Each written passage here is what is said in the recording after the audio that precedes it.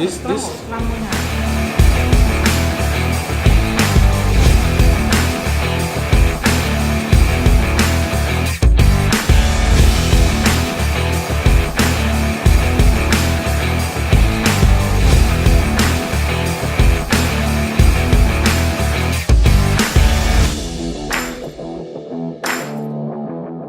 One thing that challenge become here for the Scrum Master, how will apply all this?